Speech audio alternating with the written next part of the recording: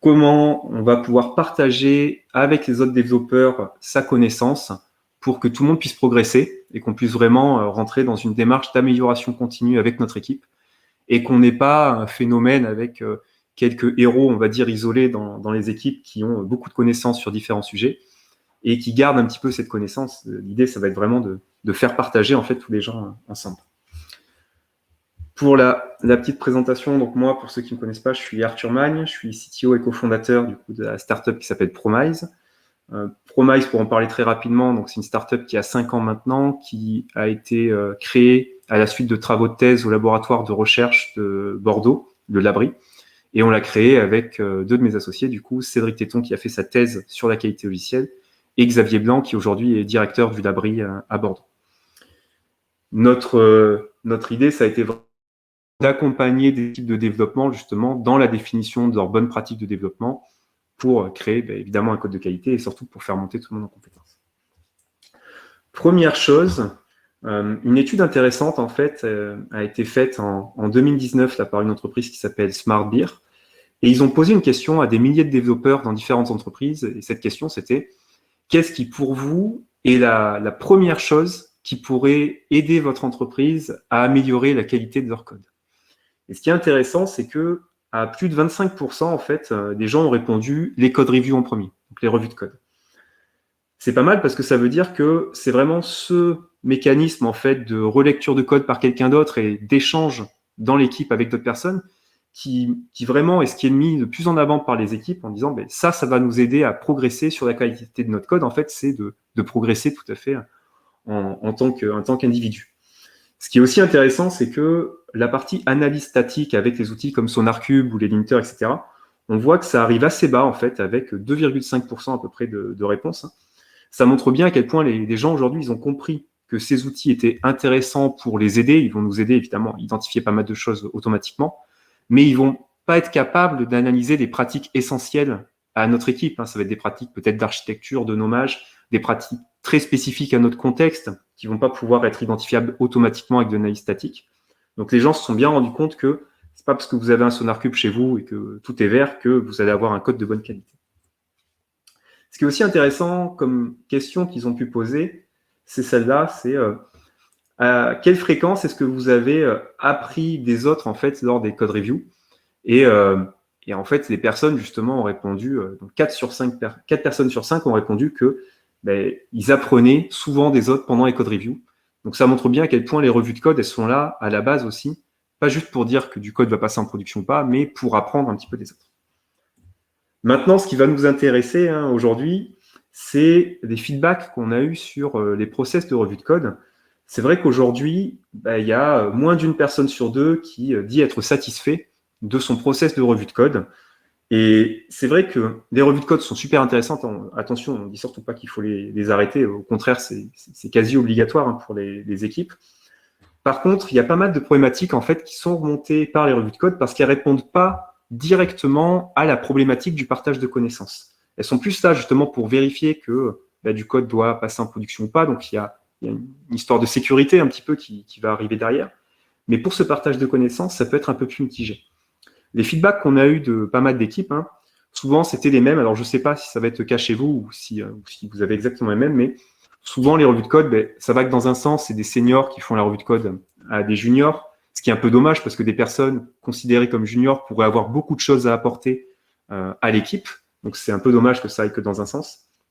Souvent, on répète les mêmes choses. Quand vous faites la revue à une personne, la semaine prochaine, si vous faites la revue à une autre personne, vous pouvez peut-être répéter une nouvelle fois en fait la même chose.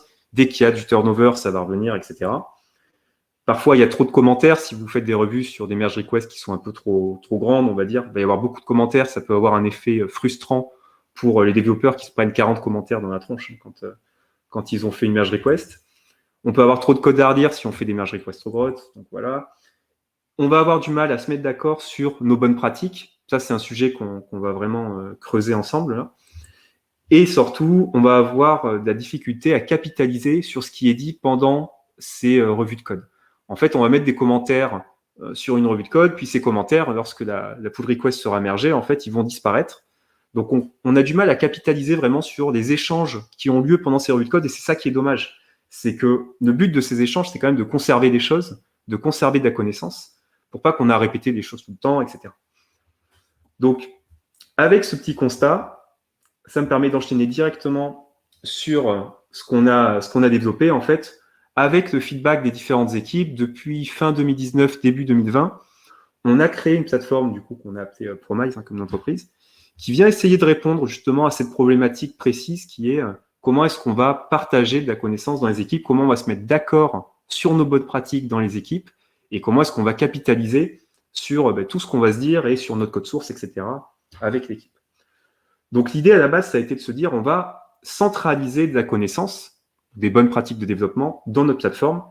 Par contre, on n'a pas voulu que ça se transforme en un wiki ou un Confluence comme on peut trouver dans certaines équipes où on a déjà en fait des sortes de guidelines un petit peu qui sont créés par les équipes en interne. Le problème, c'est que souvent on a un feedback aussi qui est que c'est des pratiques qui correspondent pas forcément à toutes les équipes. Il y a des choses qui peuvent être assez génériques. Les exemples sont souvent très théoriques, et donc du coup ça reflète pas vraiment des pratiques dans notre code source à nous.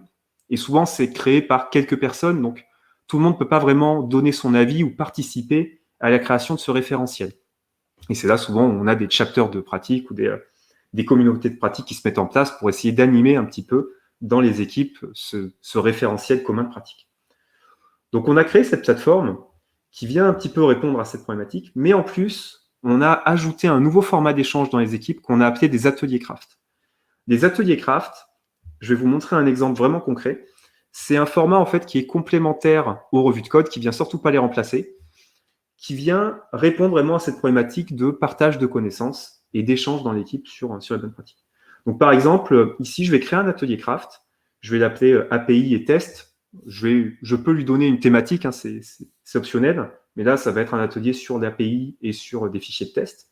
Ensuite, je vais poser une date de rétrospective. La rétrospective, ça va avoir lieu avec toute l'équipe de développement pendant 1 heure, et on va vraiment parler de notre code source, de nos pratiques. C'est un point d'échange super important qui va avoir lieu soit 1 fois par semaine, soit 1 fois toutes les 2 semaines, en fonction des équipes, et bien sûr qui est complémentaire de tout le reste, qui ne vient pas remplacer quand même des choses. Ensuite, on va définir une limite de bonnes pratiques à identifier par développeur. Contrairement aux revues de code, en fait, on ne va pas dire mettez 50 commentaires sur un fichier. On va plutôt dire concentre-toi sur les pratiques qui sont essentielles pour toi. Donc, va en identifier 3 cette semaine-là. Et la semaine prochaine, tu en identifieras 3 nouvelles. Et le but, en fait, c'est de progresser petit à petit, surtout pas de tout mettre d'un coup. Peut-être qu'aujourd'hui, on va parler de la gestion d'erreurs. Peut-être que la semaine prochaine, on parlera de l'architecture. Peut-être que la semaine d'après, on parlera de performance, ensuite de sécurité, etc. Donc, il faut vraiment y aller crescendo et cibler ce qui est le plus important aujourd'hui pour l'équipe. Ensuite, optionnellement, on peut choisir ce qu'on a appelé un sujet. Un sujet, c'est quoi? En fait, c'est des fichiers de code source récents. Donc, évidemment, pas de code legacy qui a 4-5 ans et qui évolue pas, ça aurait absolument aucun intérêt. Mais ici, par exemple, j'ai un fichier d'API en JavaScript et un fichier de test qui correspond en fait au même fichier, qui est aussi en JavaScript. Donc, je suis dans le cadre d'un site e-commerce ici et les fichiers, en fait, c'est Basket API là. Donc, c'est les fichiers qui gèrent le panier. Donc, je choisis ce sujet soit avec toute l'équipe, soit c'est un tech lead qui peut choisir un fichier en disant tiens, celui-là, il me paraît intéressant, ce serait bien qu'on discute là-dessus. Et une fois que cet atelier en fait est créé, tous les développeurs pendant la semaine peuvent aller faire leur atelier sur l'interface web. Donc en fait, je vais cliquer sur faire d'atelier. Ici, je suis avec mon compte Arthur Mann, je suis dans une équipe avec 2 autres développeurs ici dans mon exemple. Et je retrouve ces fichiers qui me sont proposés. Et ce que je peux faire, c'est aller identifier ce qui pour moi est le plus important dans ces fichiers. Donc à ce moment-là, je ne vois pas ce que les autres ont identifié, je ne suis pas influencé. Et par exemple, ici, dans ce fichier d'API, je vois qu'il y a un repository qui est utilisé avec await user repository get by ID. Et je me dis, tiens, mais ça, c'est intéressant, les repositories, parce que ça découpe la base de données du métier. Et je ne le retrouve pas partout aujourd'hui. Donc, pour moi, ce serait quand même pas mal qu'on fasse ça un peu plus régulièrement. Donc, ce que je peux faire, en fait, c'est que je vais sélectionner cette ligne. Quand je sélectionne cette ligne, à droite, je vais avoir, en fait, ici, toutes les pratiques déjà validées par mon équipe qui vont apparaître. Et je peux aller chercher une pratique qui s'appellerait, par exemple, use a repository. Hop. Et ce que je vois, c'est qu'aujourd'hui, je n'ai pas de pratique qui correspond, en fait, au repository. Donc là, que je sois stagiaire, alternant, junior, senior, ce que vous voulez, tout le monde a la même parole. En fait, tout le monde peut proposer des pratiques Donc, je ne vais pas aller l'imposer à l'équipe, mais en fait, je vais proposer une nouvelle pratique qui s'appellera Use the Repository. Je peux lui mettre une description, je peux lui mettre des catégories pour la structurer. Je vais dire, je ne sais pas si c'est du test, du JavaScript, de l'architecture, etc. Et ensuite, je vais dire, est-ce que c'est un exemple positif ici ou négatif? Dans mon exemple, c'est un exemple positif parce que c'est bien fait. Je suis dans un fichier d'API. J'appelle un repository. Donc, ça, c'est quelque chose que j'aime bien, en fait, dans ce fichier. Maintenant, est-ce que dans ce fichier, il y a des choses qui, pour moi, pourraient être améliorables? Quand je scrolle un petit peu, je vois ici qu'il y a un commentaire. Alors, les commentaires, chez nous, on n'aime pas trop ça parce que souvent, ils paraphrasent du code, ils ne sont pas mis à jour, etc. Et là, le commentaire, il nous dit « Check if I still enough product in basket ». Donc, vérifier est-ce que j'ai assez de produits dans mon panier pour faire une opération. Et là, je me dis « Tiens, c'est dommage parce que en fait, on aurait pu éviter ce commentaire et rendre le code plus explicite par lui-même. » Donc, toujours pareil, je vais chercher si j'ai des pratiques qui existent sur des commentaires. Et je vois qu'il y a une pratique qui existe qui s'appelle « Use only comment when needed », donc utiliser seulement des commentaires quand c'est requis. C'est une pratique qui n'est pas dans les pratiques de mon équipe, mais qui provient de mes abonnements. Ça, j'y reviendrai à la fin. Mais donc, en fait, elle n'est pas chez nous à la base, mais je suis abonné à un catalogue qui contient cette pratique. Hop. Donc là, je vais prendre cette pratique-là parce que je la trouve intéressante. Et je vais dire, pour moi, c'est négatif parce que le commentaire, il n'est pas requis, si on aurait pu l'éviter. Évidemment, je ne vais pas juste dire, ça pourrait être améliorable, et puis je laisse comme ça. Ce que je peux faire, c'est que je peux proposer une correction. Donc là, n'importe qui, en fait, va pouvoir proposer une correction. Je vais dire, ce que je ferai bien ici, en fait, c'est que je reprendrai le code de ce commentaire, hop, et je le transformerai en une variable. Du coup, ça me donne une variable qui s'appellerait add still enough product in basket. Là. Je vais dire que c'est une const qui est ici. Et en fait, j'ai un double effet qui se coule parce que, d'une part, je viens supprimer le commentaire, et d'autre part, je rends ma condition avec le if plus explicite. Donc ça, c'est ma proposition d'amélioration que je vais pousser ici. Et ce qui est intéressant, c'est que souvent, d'autres développeurs me disent, pour moi, ce n'est pas le commentaire qui me choque le plus, c'est le fait que product to update, il expose sa structure interne qui est quantity, là, avec une règle un peu bizarre de inférieur ou égal à 0. Là. Et en fait, c'est assez dangereux parce que product to update, il ne devrait pas exposer sa structure interne. C'est plutôt la classe panier ou la classe calcul de prix, par exemple, qui devrait avoir une méthode de classe qui dirait est-ce que j'ai assez de produits dans le panier pour effectuer une réduction ou effectuer un calcul de prix, quoi que ce soit. Et ça montre bien à quel point, en fait, je n'avais pas vu, moi, ce problème-là. Et chaque développeur dans les équipes vont avoir un regard différent sur leur code en fonction de leur expérience, en fonction de leurs connaissances. Et évidemment, le but, c'est que tout le monde puisse discuter ensemble et qu'on puisse capitaliser sur les connaissances de tout le monde. Peut-être que dans mon équipe, j'ai des gens qui sont super forts en HTML, en accessibilité, en Green IT. Moi, je suis peut-être assez bon en CSS, par exemple. Ça peut avoir son utilité. Mais je vais pouvoir aider des personnes justement sur ces sujets-là. Donc, le but, c'est vraiment que chaque personne puisse partager en fait sa connaissance. Donc là, je vous ai montré l'exemple où j'ai présélectionné un fichier et l'équipe peut aller poser des pratiques dessus. Maintenant, la nouveauté, du coup, avec notre nouvelle version, c'est qu'on a intégré des plugins pour vraiment intégrer en fait ce process de partage de connaissances au plus proche du quotidien des développeurs. Donc, qu'est-ce que font les développeurs au quotidien? Ils utilisent leur IDE pour faire du code et ils font de la revue de code. Donc, du coup, je vais vous montrer en premier le plugin en fait pour les IDE. Donc, pour information, il fonctionne sur la suite JetBrains, donc IntelliJ, tout ça, pour VS Code et pour Visual Studio, si vous faites du .NET, par exemple. Ce plugin, il s'installe en fait assez facilement depuis la marketplace des IDE. Il faut taper Promise, puis vous avez le plugin ici, puis vous cliquez sur Installer. Enfin, voilà, c'est assez simple. Et derrière, en fait, il apparaît ici à gauche sur VS Code, par exemple. Et en fait, premièrement, ce que je peux faire avec ce plugin, c'est que je peux lister des pratiques de mon équipe que je peux ranger dans ce qu'on appelle des catalogues. Mais par exemple, des pratiques sur l'architecture hexagonale ici, où je vais avoir en fait des pratiques définies avec mon équipe, la description et des exemples qui viennent de notre code source. Ça, j'y reviendrai aussi par la suite. Mais évidemment, tout ce qu'on va identifier, en fait, tout ce que les développeurs vont identifier, ça va être enregistré et ça va servir d'illustration pour les différentes pratiques qu'on a. Donc, on n'aura pas des exemples théoriques, mais on aura des exemples de notre code source, de ce qui est bien ou pas bien. En plus de lister les différentes pratiques, ce qu'on peut faire assez rapidement, c'est je suis en train de développer sur une fonctionnalité X ou Y, je suis sur un fichier, puis je me rends compte qu'il y a des choses assez intéressantes en fait dans ce fichier à présenter peut-être aux développeurs, ou alors je me pose des questions sur ce fichier. Donc en fait, en faisant un clic droit, vous avez un menu ici qui s'appelle Promise, qui va vous permettre plusieurs choses. Et d'une part, il va permettre en fait d'envoyer ce fichier dans un atelier craft. Donc si je fais ça, je vais choisir mon espace ici, Marketplace Web. Hop. Et une fois que je fais ça, en fait, sur la page d'accueil de Promise, ben, j'ai un snippet du coup qui est proposé, qui est le fichier du coup que je viens d'envoyer. Et en fait, si jamais ça me paraît intéressant, ce que je peux faire, et que je vois qu'il n'y a pas beaucoup de fichiers, par exemple, proposés dans l'atelier de cette semaine, je peux l'ajouter à l'atelier en cours. Et à ce moment-là, il arrivera ici. Et tous les développeurs de l'équipe, en fait, vont pouvoir, de la même manière, en fait, identifier des bonnes, des mauvaises pratiques. Donc, ça permet, en fait, de pousser des fichiers un petit peu pour revue collective à tout le monde. D'autre part, ce qui est intéressant, c'est surtout qu'on peut identifier des pratiques directement pendant qu'on est en train de coder. Directement dans la semaine, en fait, je suis en train de bosser ici sur mon fichier JavaScript. Bon, je suis désolé pour ceux qui ne font pas de JS, c'est du JS. J'espère que ça se transpose.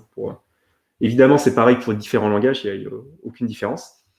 Mais là, j'ai une méthode getUserProfiles.data. Et en fait, ici, j'ai une boucle for. Et dans la boucle for, j'ai un appel asynchrone avec un await getUserProfiles. Alors ça, pour ceux qui font du JavaScript, ils peuvent voir peut-être tout de suite qu'il y a un vrai problème de performance, c'est qu'en fait, ici, on va attendre chaque itération, on va attendre en fait le résultat de la requête asynchrone. Alors que ces requêtes-là sont indépendantes et elles pourraient être toutes lancées en parallèle. Donc là, niveau performance, c'est absolument une catastrophe. Donc, je m'en fiche de savoir qui a écrit ce code-là. D'ailleurs, c'est pas sa faute. Le seul truc, c'est que le développeur qui a écrit ce code-là, il n'était pas au courant qu'en JavaScript, il y a une autre manière de faire avec les promesses, en fait, pour envoyer des requêtes en parallèle et pas de manière synchrone. Donc, ce que je peux faire ici, c'est que je vais sélectionner ce morceau de code-là, je vais faire un clic droit, et là, dans mes options de Promise, vous voyez, j'ai la première option qui est Tag Selection as a New Practice Example. Donc ça, je vais dire que c'est une nouvelle pratique. L'exemple, ce sera un exemple négatif. Donc en premier, ça me demande le nom de ma pratique. Je vais l'appeler usePromise.all for parallel codes. Voilà, pour les appels en parallèle. On me demande où est-ce que je veux la ranger dans Marketplace Web. Est-ce que je vais lui rajouter une catégorie? Donc nos catégories existantes aujourd'hui, c'est juste du commentaire. Donc non, c'est pas ça. Par contre, c'est une nouvelle catégorie que je vais appeler performance. Voilà. Ça me permettra de bien la ranger. Donc là, je viens de poser une pratique, en fait, et je vais pouvoir le présenter avec toute l'équipe d'un coup à la fin de la semaine. Donc ça m'évite d'aller voir un développeur en particulier, etc. Là, on va pouvoir faire ça, en fait, avec toute l'équipe à la fin de la semaine. Évidemment, je suis dans mon IDE. Donc, ce que je peux faire, c'est que tout de suite, je peux faire le refactoring. Pour ceux qui font du JS, en fait, il faut utiliser await promise all avec ce truc-là. Et comme ça me permet, en fait, directement de faire tous mes appels en parallèle. Alors peut-être que dans les personnes présentes dans ce webinaire, il y a des personnes qui auraient une meilleure manière de faire. Ça montre bien à quel point j'ai pas toute la connaissance là-dessus, mais de mon point de vue, déjà, ce truc-là, c'est une nette amélioration. Peut-être qu'il y a encore mieux, peut-être que j'aurais pu extraire ce truc-là, etc. Mais voilà, de mon point de vue, ça, c'est une bonne amélioration. Et là, je peux faire un clic droit, maintenant que je viens de faire ma correction. Et vous voyez, dans mes options de Promise, j'ai une nouvelle option qui est apparue qui est Send changes as a correction to previous negative tag. Donc, en fait, je peux envoyer mon refactoring directement à Promise pour pouvoir le présenter à toute l'équipe et pour pouvoir l'enregistrer surtout. Donc, une fois que je sélectionne cette option, ça me dit est-ce que vous voulez bien ajouter ce refactoring sur la pratique qui s'appelle Use Promise All, etc., que vous avez posé il y a quelques secondes. Je dis oui, c'est bien ça. Et là, ça y est, en fait, je viens d'envoyer mon refactoring et je vais pouvoir en parler toujours avec toute l'équipe à la fin de la semaine. Donc là, j'ai identifié à la base quelque chose qui était améliorable, mais évidemment, pendant que je suis en train de coder, je peux mettre en avant des choses sur lesquelles je vais faire un peu de recherche et je vais me rendre compte qu'il y a une bonne manière de faire quelque chose. Par exemple, ici, des try-catch avec la gestion d'erreurs. Et si ce truc-là, je trouve que c'est bien fait, je vais pouvoir sélectionner ça et dire c'est un exemple positif d'une pratique qui serait la gestion d'erreurs en fait en Angular, par exemple, etc. Et l'idée, c'est que les équipes ne fassent pas des pratiques génériques qui ressembleraient aux pratiques de Sonar. La méthode, elle est trop grande, il y a trop de paramètres, etc. Bon, ça, Sonar, normalement, est plus ou moins capable de le faire. Ce qui est important, c'est que l'équipe fasse vraiment des pratiques très spécifiques à leur contexte. C'est-à-dire, ici, je pourrais faire une pratique qui est dans notre projet, lorsqu'on doit gérer des erreurs, on doit appeler quelque chose qui s'appelle le Themis API Service.handleError et on passe l'erreur et ça va afficher un petit truc à l'écran et ça va être remonté dans notre système de gestion d'erreurs. Ça, c'est une pratique qui est vraiment spécifique à notre équipe, mais là, ce serait intéressant justement de la mettre en avant. Donc, il ne faut vraiment pas hésiter, en fait, en tant qu'équipe, à créer des pratiques très spécifiques sur notre framework interne, sur notre contexte, etc. C'est là où on apporte vraiment de la valeur. Et c'est là où ça va être beaucoup mieux quand on va faire d'onboarding justement de nouvelles personnes derrière, etc. Donc ça, c'est la première manière de faire en fait pour les développeurs dans leur quotidien. Directement, je suis en train de coder, je trouve des choses, je pousse de la connaissance quand je vois quelque chose d'intéressant. La deuxième manière de faire, c'est si jamais vous faites des revues de code chez vous, si vous avez un process de merge request, des choses comme ça, en fait, on a un plugin qu'on a développé du coup, qui est tout récent, qui a quelques semaines, qui est ici. Donc, il fonctionne pour Chrome, Firefox, Opera et Edge. Et donc, il s'adapte très bien en fait il fonctionne pour GitLab, pour Azure et pour Bitbucket. Et si jamais vous utilisez un autre système, en fait, on peut les intégrer assez facilement. Et ce qu'on peut faire en fait avec ce plugin, premièrement, c'est que en faisant un clic droit, j'ai une option ici qui est Show Promise Practices. Donc, je peux déjà afficher les pratiques de mon équipe. Mon équipe, elle s'appelle Marketplace Web ici. Et évidemment, vous l'aurez compris, hein, ça me permet d'avoir une sorte de checklist lorsque je fais une revue de code. Toutes les pratiques déjà validées par mon équipe vont apparaître ici. J'ai accès à leur description, etc. Et je peux m'en servir en fait un peu comme une checklist lorsque je fais ma revue de code pour retrouver toutes les choses sur lesquelles on s'était déjà mis d'accord. Donc, toutes les pratiques ici vont apparaître. Ce qu'on peut faire également, c'est que, et là ça devient assez intéressant, lorsqu'on fait une revue de code aujourd'hui, si on veut faire un commentaire à une personne, si on veut partager des choses, on est obligé de cliquer sur le bouton commentaire. Et on va rajouter un commentaire. La personne va devoir prendre ce commentaire et ensuite traiter ce commentaire, faire un refactoring, etc. Donc évidemment, quand on a 30 ou 40 commentaires, la revue de code prend du temps, etc. Et le truc un peu dommage, c'est qu'on va les pousser juste à une personne, ces commentaires, et qu'à la fin de la merge request, ils vont être perdus. Ce qu'on peut faire en fait maintenant avec Promise, c'est que pendant que je suis en train de faire une revue de code, si je vois quelque chose qui est améliorable, mais qui ne va pas empêcher le fichier de passer en production, parce que le fichier peut passer en production, il y avait peut-être juste une manière différente de faire qui aurait pu être intéressante. En fait, au lieu de mettre un commentaire, je peux sélectionner le morceau de code qui m'intéresse, faire un clic droit, et là, j'ai une option qui est Promise for Code Review. Alors, dans l'exemple ici, je ne vais pas montrer quelque chose d'améliorable, mais c'est plutôt quelque chose que je trouve assez bien fait.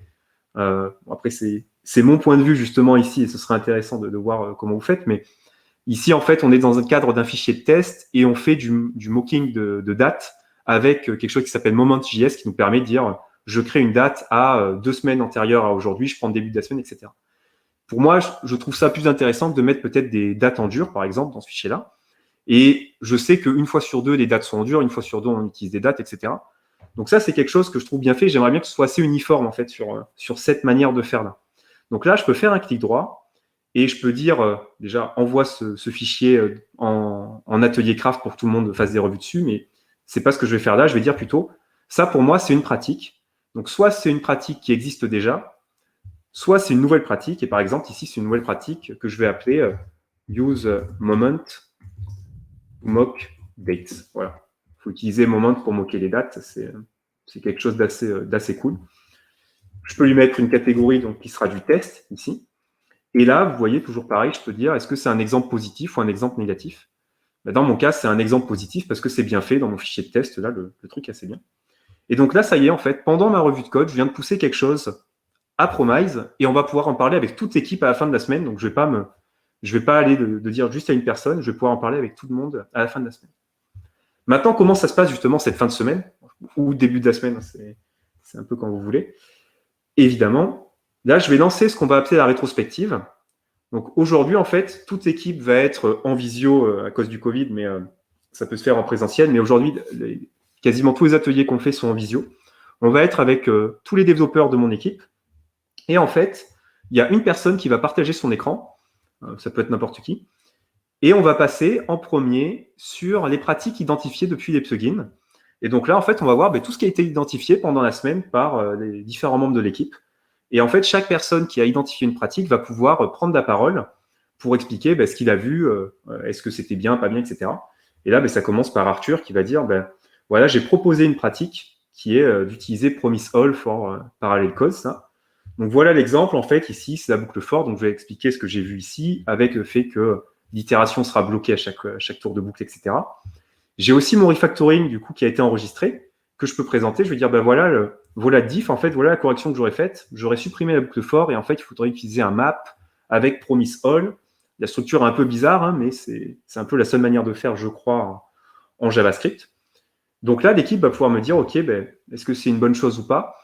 Et en fait, comme je l'ai dit, la pratique, elle a été proposée, elle n'a pas été imposée. Et donc, en équipe, tout le monde pourra me dire, ben non, c'était une super mauvaise idée, donc on va supprimer cette pratique. Ou alors, c'était une bonne idée, et dans ce cas-là, on va valider la pratique. Et c'est au moment où je valide la pratique en équipe qu'elle arrive dans mon référentiel, qu'elle arrive dans nos pratiques d'équipe. Avant, en fait, elle est en attente de validation. Si jamais l'exemple ici est parlant et qu'il est intéressant, je peux aussi le valider. Et une fois que je valide l'exemple, hop, en fait, depuis n'importe où, quand je vais afficher cette pratique, ben, je retrouve dans le corps de sa description l'exemple en fait avec le fichier. Et donc là, c'est un exemple qui vient de mon code source récent. Et donc ça permet à des développeurs qui arriveraient ou des personnes qui voudraient comprendre cette pratique-là de voir un vrai exemple concret d'utilisation.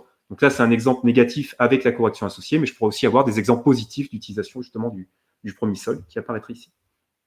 De la même manière, là, j'avais remonté quelque chose en fait pendant une revue de code. Donc, vous voyez le fichier en entier ici, avec le moment qui a été utilisé. Je vais dire, bah, tiens, ça, pour moi, c'est une bonne manière de faire en fait ce moment. Je trouve ça cool.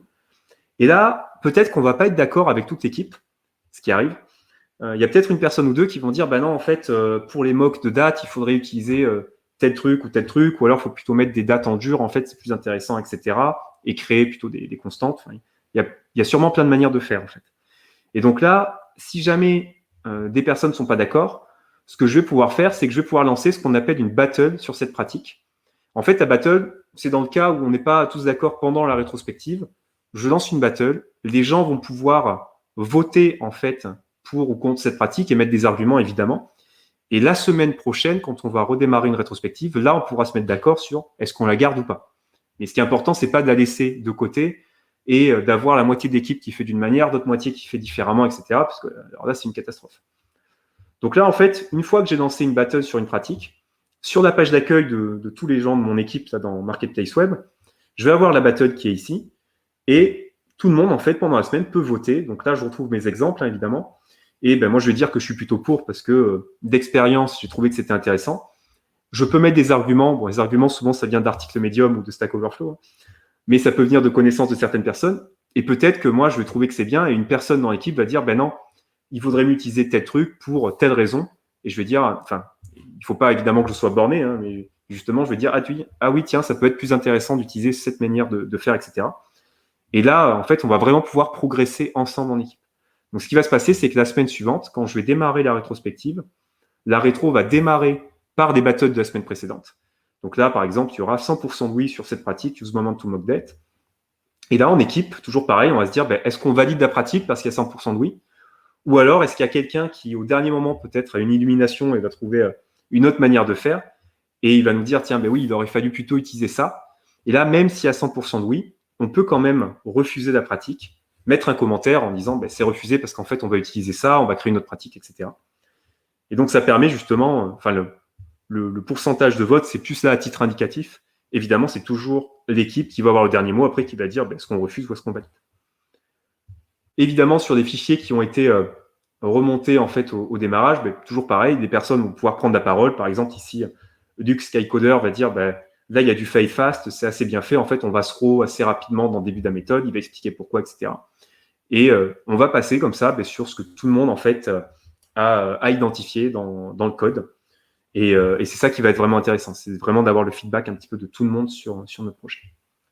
Si je reviens sur la page d'accueil, vous voyez dans le fil d'actualité ici, on a un petit peu tout ce qui s'est passé, hein, les battles, des choses identifiées depuis les revues de code, depuis l'IDE, etc. Donc on va identifier si ça a été plutôt vu en revue en IDE. Et en fait, ce qui va se passer, c'est que tout ce qu'on va valider pendant les ateliers, ça va arriver dans ce qu'on appelle mes pratiques ici. Donc évidemment, on a la même chose dans l'IDE et pendant les revues de code. Et ici, ben, c'est toutes les pratiques de mon équipe qu'on a validées qui arrivent ici. Et la petite nouveauté maintenant avec la nouvelle version qu'on a sortie, c'est ce qu'on va appeler des catalogues. Des catalogues, c'est quoi en fait? Ça va être des regroupements de pratiques selon une thématique. Par exemple, ici, je vois que j'ai des catalogues BDD, test, HTML, architecture hexagonale, clean code, qui ont été proposés par d'autres équipes. là, je mets de la communauté parce que je suis sur la version SaaS. Et donc, les catalogues partagés en mode public, c'est des catalogues de n'importe qui sur la version SaaS qui les aurait partagés. Si jamais vous êtes dans une grande entreprise avec beaucoup d'équipes, les catalogues de la communauté sera les catalogues en fait des autres équipes de votre entreprise. Parce que normalement, vous ne serez pas sur la version SaaS, mais vous serez sur une version hébergée chez vous qui s'installe avec Docker. Et du coup, vous aurez votre propre base de données. Et en fait, les catalogues de la communauté seraient les catalogues des autres équipes chez vous. Et là, ce que ça va me permettre, en fait, cette page, ça va être d'aller chercher des pratiques qui me paraissent intéressantes. Et si je trouve quelque chose qui est assez cool que je vois qu'une autre équipe a poussé, peut-être des pratiques d'accessibilité, de Green IT, ou dans ce cas, par exemple, des pratiques sur l'architecture hexagonale, là, sur le découpage des différentes couches, sur l'implémentation des layers, etc. Bon, c'est des pratiques, des pratiques assez spécifiques là sur l'Archi. Enfin, bref, on pourra en parler. Et si jamais ces pratiques-là m'intéressent pour mon équipe, ce que je peux faire, c'est que je peux m'abonner à ce catalogue. Une fois que je m'abonne à un catalogue, en fait, les pratiques, elles ne viennent pas chez moi directement. Donc, elles ne viennent pas polluer, en fait, mes pratiques à moi. Ce qui va se passer, c'est qu'elles vont juste être disponibles lorsque je vais poser des tags sur un fichier. Par exemple, je me mets en mode écriture ici. Je veux poser une pratique. En premier, j'ai toutes les pratiques de mon équipe. Et en dessous, vous voyez ici, j'ai dans mes abonnements. Et là, en fait, je vais avoir toutes les pratiques qui viennent des catalogues auxquels je suis abonné. Et si jamais je pose une pratique d'un catalogue auquel je suis abonné, il faudra que mon équipe la valide vraiment comme si c'était une nouvelle pratique que j'avais créée moi-même, en fait. À la fin, en fait, pendant la rétrospective, on va se dire, OK, est-ce que c'est bien ou pas? Donc, ça veut dire que même des pratiques d'un catalogue distant, en fait, il faut quand même qu'on les valide en équipe avant qu'elles arrivent dans notre référentiel personnel. Et une fois qu'on la valide, là, elle arrive dans notre référentiel. Ça veut dire que votre référentiel, en fait, il ne va pas grandir de manière exponentielle parce qu'il va contenir que des pratiques qui ont été vues et identifiées sur votre code source. Donc, c'est vraiment que des pratiques qui correspondent vraiment à votre équipe et à ce que vous faites en ce moment. Et après, évidemment, je peux, moi aussi, si je veux, créer un catalogue et le partager à la communauté. Donc, pour ça, en fait, je peux créer un catalogue, lui donner un nom, aller sélectionner des pratiques qui m'intéressent, je ne sais pas, missing test, celle que j'ai rajoutée, la use moment to mock that, etc. Et là, je vais pouvoir dire, ce catalogue, je le rends public et tout le monde y aura accès, etc. Donc, voilà un petit peu le tour d'horizon des nouveautés. Je vois qu'il est 38. Donc, ça va laisser quand même un petit peu de temps aux questions. Mais voilà, j'ai fait à peu près le tour des nouveautés. Donc, plugin pour les IDE, tout ce qui est plugin de revue de code, cette gestion de catalogue. Et ce qu'il faut savoir, c'est que si jamais vous voulez tester ou récupérer, si vous voulez essayer en fait chez vous, c'est assez simple. Directement depuis notre site web promise.com, vous pouvez cliquer, il y a des liens un peu partout sur essayer Promise. Vous allez arriver, je suis déjà connecté, mais vous allez arriver sur une page qui va vous demander juste de créer votre compte. Et en fait, une fois que vous créez votre compte sur la version SaaS, qui est gratuite, vous avez ici en haut à droite, en deuxième option, quelque chose qui s'appelle plugin. Et en fait, ici, vous allez retrouver en premier la clé d'API qui correspond à votre compte. Donc, c'est en fait ce qui va permettre de connecter votre compte directement en fait à un plugin. Et vous avez ici la liste des plugins IDE. Donc, vous pouvez cliquer en fait ici pour les retrouver sur les marketplaces, mais vous pouvez les retrouver directement depuis votre IDE. Et des plugins de revue de code, du coup, pour Chrome, Firefox, etc., qui sont, eux, disponibles depuis les marketplaces directement du Chrome Store ou des autres trucs. Et vous pouvez, du coup, faire l'installation, etc., directement comme ça. Donc, voilà. Donc, c'est assez simple. Si jamais vous voulez tester, il n'y a aucun problème. Donc, vous pouvez tester avec la version SaaS et différents plugins. Tout est disponible.